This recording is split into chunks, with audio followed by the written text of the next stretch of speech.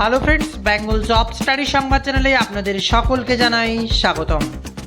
আজ এক্ষুনি মাত্র পাওয়া খবর অনুসারে রাজ্য কেন্দ্র সরকারের তরফ থেকে উঠে এলো আজকের বাছাই করা 20টি গুরুত্বপূর্ণ সংবাদ। শুরুতে হেডলাইন, তারপরে বিস্তারিত খবর। লক্ষ লক্ষ মহিলার জন্য সুসংবাদ জানালেন বাংলার মুখ্যমন্ত্রী শুভেন্দু অধিকারী। এবার সোমবারই অ্যাকাউন্টে ঢুকবে অন্নপূর্ণার 3000 টাকা। কাদের কাদের থাকছে তা নিয়ে বিরাট আপডেট। এয়ার ইন্ডিয়া এক্সপ্রেসের যাত্রীর বন্দুক থেকে আচমকা চলল গুলি। বারাণসী এয়ারপোর্টে এবার জখম 2। প্রয়াত হলেন আশিস বন্দ্যোপাধ্যায়, মৃত্যুতে শোক প্রকাশ অনুব্রত। তৃণমূলের দুর্নীতিবাজ নেতারা ব্ল্যাকমেল করতে পারে, আশিসের রহস্য মৃত্যু নিয়ে এবার বিরাট বার্তা শুভেন্দুর। কারা পাবেন পাকা বাড়ির 3 লক্ষ টাকা, বিরাট বার্তা এবার উঠে আসে শুভেন্দু অধিকারীর তরফ থেকে। থাকছে আজকের ভিডিওতে তা নিয়ে বিরাট চুলচেরা বিশ্লেষণ, যা মিস করলে প্রত্যেকেই ভুগবেন। তাই আজকের ভিডিও অবশ্যই শেষ পর্যন্ত দেখবেন। আর এদিকে তুমুল ঝড় বৃষ্টির পূর্বাভাস, হাওয়া অফিসের বিরাট বদল। কবে থেকে কবে পর্যন্ত বৃষ্টিপাত, কোথায় কোথায় আবার আবহাওয়ার অশনির সঙ্গীত। রবিবারই দুর্যোগ, সোমবার দিনভর ঝড় বৃষ্টি। লাল কমলা হলুদ সতর্কতা কোথায় কোথায়। থাকছে বিরাট জেলাভিত্তিক আবহাওয়ার আপডেট। আরজিকর আবহাওয়ার খুন ধর্ষণ মামলায় অপরাধীদের সর্বোচ্চ শাস্তির দাবি। বিজেপি বিধায়ক রত্নার নিশানা এবার নতুন তথ্য। পাকিস্তানের হয়ে গুপ্তচর বৃত্তির অভিযোগ, স্বাধীনতা দিবসের আগে এবার কোচবিহারে গ্রেপ্তার 3। জঙ্গি সন্দেহে বেঙ্গালুরু থেকে গ্রেপ্তার বাদুড়িয়ার যুবক। ধৃতের সঙ্গে পাক জঙ্গির যোগ রয়েছে বলে খবর। আসছে বিস্তারিত আপডেট। গ্রেপ্তার তৃণমূলের পঞ্চায়েত প্রধান সহ 3। নদিয়ায় কংগ্রেসের নেতা আনিসুর রহমান এবং তার পুত্র আবু সাবির খানকে খুনের ঘটনায় গ্রেপ্তার। উঠে এলো নতুন চাঞ্চল্যকর খবর। এলপিজি সংকট নিয়ে সরকারের বড় সিদ্ধান্ত। পশ্চিম এশিয়ার সংকটের মধ্যে এবার এলপিজি সরবরাহে জোরদার করতে সরকার একটা বড় পদক্ষেপ। এবার পেট্রোলিয়াম মন্ত্রক 21টি সংশোধনাগার এবং তেল ও গ্যাস কোম্পানির জন্য দৈনিক 63,810 টন এলপিজি উৎপাদনের লক্ষ্যমাত্রা নির্বাচন করেছে। আর এছাড়াও একের পর এক প্রকল্প, দুর্নীতি আর তার মাঝে গ্রেপ্তারির খবর। সব মিলিয়ে আবারও প্রকল্পের টাকা, কারা কারা অন্নপূর্ণা ভাণ্ডারের টাকা থেকে বাতিল হবেন, কাদেরকে 10,000 টাকা ইনকাম থাকলে এবার অন্নপূর্ণা ভাণ্ডার পাবেন না তার বাড়ির কেউ। আর তার সাথেই থাকছে আরও কিছু গুরুত্বপূর্ণ সংবাদ, যেখানে থাকবে আয়ুষ্মান ভারত কারা কবে কিভাবে আবেদন করবেন, কবে থেকে চালু হবে, আর তার সাথে বাংলায় জনগণনা। এবার মেসেজ আসছে আপনার ফোনেও, তারিখ নির্ধারিত। জনগণনায় অংশগ্রহণ করতে হবে নির্দ্বিধায় আপনাদেরকে। আসছি একের পর এক বিস্তারিত খবরে।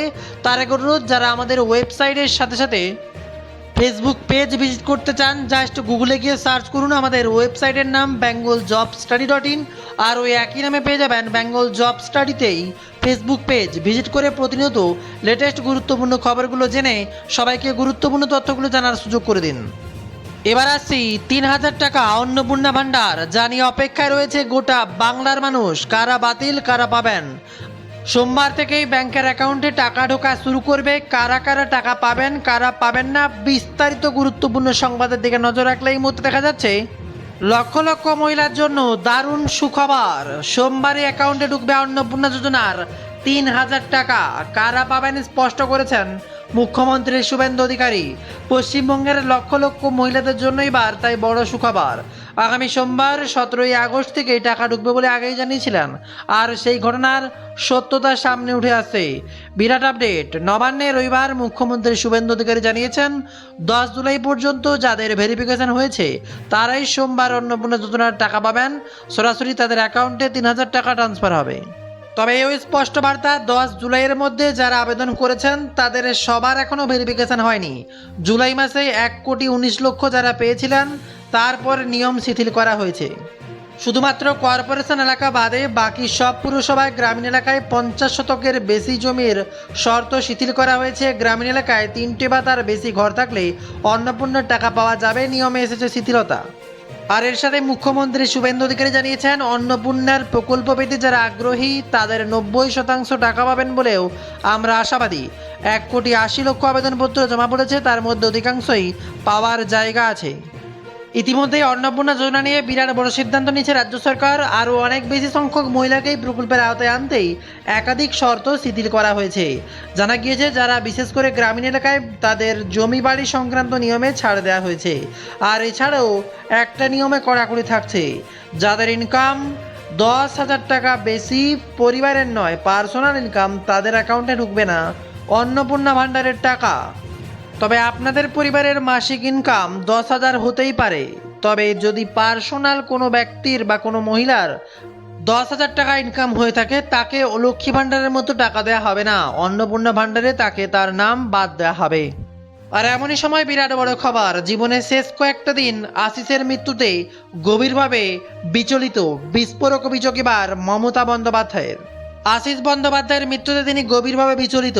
রামপুরহাটের প্রাক্তন বিধায়ক ও রাজ্যের বিধানসভার প্রাক্তন ডেপুটি স্পিকার আশিস বন্দ্যোপাধ্যায়ের মৃত্যুতে এমনই প্রতিক্রিয়া দিলেন প্রাক্তন মুখ্যমন্ত্রী মমতা বন্দ্যোপাধ্যায়। সমাজ মাধ্যমে তৃণমূল নেত্রী লেখেন, আশিস বন্দ্যোপাধ্যায়ের মৃত্যুতে আমি গভীরভাবে বিচলিত। উনি নিজের জীবনের একাংশ সময়টাই শিক্ষকতা এবং সমাজসেবায় নিয়োজিত করেছেন। বীরভূম এবং রামপুরহাটের মানুষের সঙ্গে নিবিড় যোগ ও সাধারণ জীবনযাপনের জন্য সুনাম ছিল তার। এই ঘটনায় আরও বেদনাদায়ক, কারণ সম্ভবত জীবনের শেষ কয়েকটা দিন ওনাকে ভয়ঙ্কর মানসিক চাপের মধ্য দিয়ে যেতে হয়েছে। ডেপুটি স্পিকার হিসেবে আশিস দা রামপুরহাটের উন্নয়নের জন্য নিজেকে নিয়োজিত করেছিলেন। মানুষের জন্য একাধিক গুরুত্বপূর্ণ কাজও করেছিলেন তিনি, কিন্তু এত অবদান সত্ত্বেও ক্রমাগত তাকে অপবাদ দেওয়া হয়েছে, মিথ্যে অভিযোগ আনা হয়েছে এবং একটানা চাপ দেওয়া হয়েছে। আর এ নিয়ে এবার বার্তা দিলেন শুভেন্দু অধিকারী। মেসেজ পাঠিয়ে কি বলেছিলেন আশিস জানালেন এবার শুভেন্দু। প্রাক্তন মন্ত্রীর মৃত্যু সংবাদে স্তম্ভিত বর্তমান মুখ্যমন্ত্রীও। দীর্ঘদিন দুজনে একই দলে ছিলেন, বিরোধী শিবিরের বিধায়ক হিসেবেও বিধানসভায় একসঙ্গে কাজ করেছেন। সেই আশিস বন্দ্যোপাধ্যায়ের মর্মান্তিক পরিণতিতে তিনি স্তম্ভিত বলে জানালেন মুখ্যমন্ত্রী শুভেন্দু অধিকারী। একই সঙ্গে শুভেন্দু অধিকারী জানিয়েছেন, মুখ্যমন্ত্রী হওয়ার পর তাকে মেসেজ করে শুভেন্দু জানিয়েছিলেন আশিস বন্দ্যোপাধ্যায় তার সঙ্গে দেখা করতেও চেয়েছিলেন প্রাক্তন মন্ত্রী। আর দিন নবান্নে আশিস বন্দ্যোপাধ্যায়ের রহস্য মৃত্যুর ঘটনায় প্রতিক্রিয়া দিতে গিয়ে মুখ্যমন্ত্রী বলেন, সকালের ঘটনাটি জেনেছি, খুবই দুঃখজনক।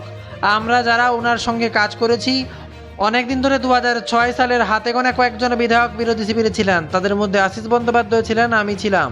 খুব বেদনাদায়ক, আমি স্তম্ভিত। আজকে আরও এক বিরাট বড় খবর, এলপিজি সংকট নিয়ে সরকারের বিরাট বড় সিদ্ধান্ত। পশ্চিম এশিয়ার সংকটের মধ্যে এবার এলপিজি সরবরাহ জোরদার করতে সরকার একটা বিরাট বড় পদক্ষেপ নিয়েছে। পেট্রোলিয়াম মন্ত্রক 21টি সংশোধনাগার এবং তেল ও পেট্রোল গ্যাস কোম্পানির মধ্যে দৈনিক 63,810 টন এলপিজি উৎপাদনের লক্ষ্যমাত্রা নির্ধারণ করেছে। এটি দেশের উৎপাদনের দ্বিগুণের বেশি। রিলায়েন্স জামানায় সংশোধনাগারের সর্বোচ্চ দৈনিক 18,000 টনের লক্ষ্যমাত্রা পেয়েছে। সরকার প্রতি 6 মাস অন্তর এই লক্ষ্যমাত্রাগুলো পর্যালোচনা করবে। আর আশিসবাবুর মৃত্যুতে শোক সংবাদে ঋতব্রত গা ভাসালেন। কি বললেন ঋতব্রত বন্দ্যোপাধ্যায়? বলেন, আশিসদার এই মৃত্যু অনেকগুলো প্রশ্ন তুলে দিল। গত 15 বছর ধরে প্রাতিষ্ঠানিক দুর্নীতির যারা কুশীলব ছিলেন, যাদের আঙুল ফুলে ফেঁপে উঠেছিল, যাদের সম্পত্তির পরিমাণ লিপস অ্যান্ড বাউন্সের মতো বাড়ছে, দুর্নীতি সংক্রান্ত যা তথ্য প্রকাশ্যে আসছে, প্রতিনিয়ত আতঙ্ক তৈরি হচ্ছে।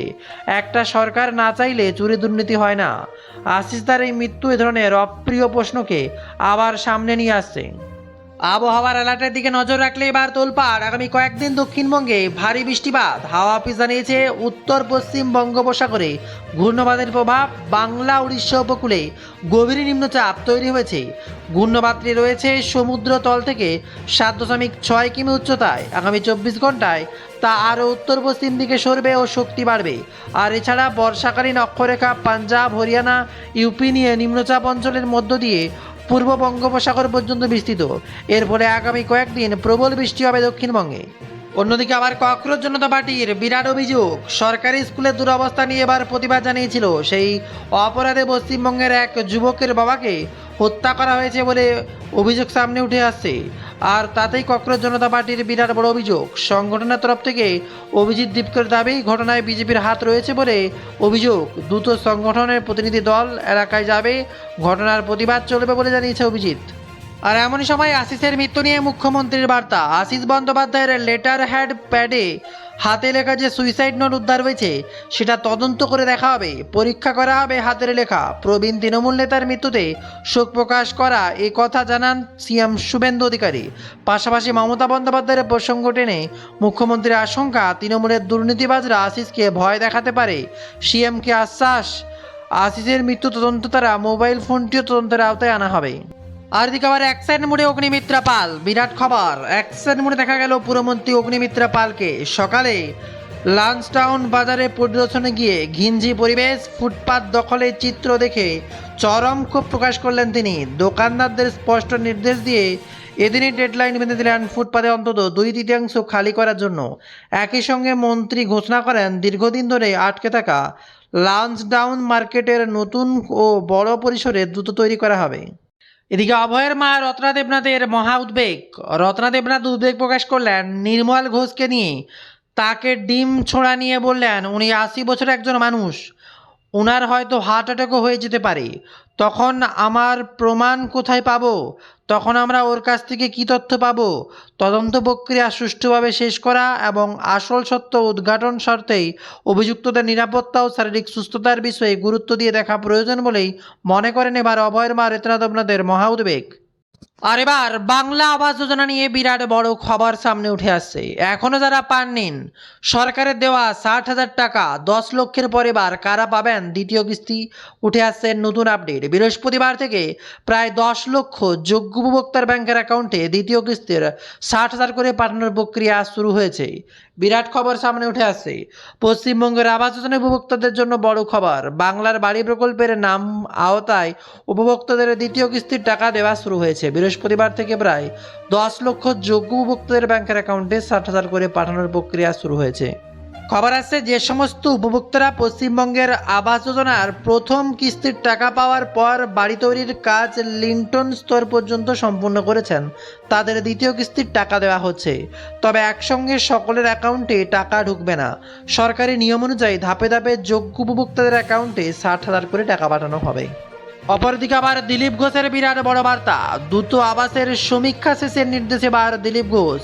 আবাসের সমীক্ষার কাজে কোনো ঢিলেমি দেওয়া যাবে না বলেই প্রশাসনিক বৈঠকে নির্দেশ দিয়েছেন পঞ্চায়েত মন্ত্রী। এছাড়া আরও কিছু গুরুত্বপূর্ণ খবর জানতে আমাদের ওয়েবসাইট bengalJobStudy.in ভিজিট করুন। বিস্তারিত একের পর এক খুঁটিনাটি খবর জানতে পারবেন। সেখানে সার্চ করেও গুরুত্বপূর্ণ তথ্যগুলো দেখে নিতে পারবেন। অবশ্যই লাইক করে ভিডিওটি শেয়ার করে সবাইকে গুরুত্বপূর্ণ তথ্যগুলো জানার সুযোগ করে দিন আর উপকৃত করুন বাংলার প্রত্যেকটা মানুষকে।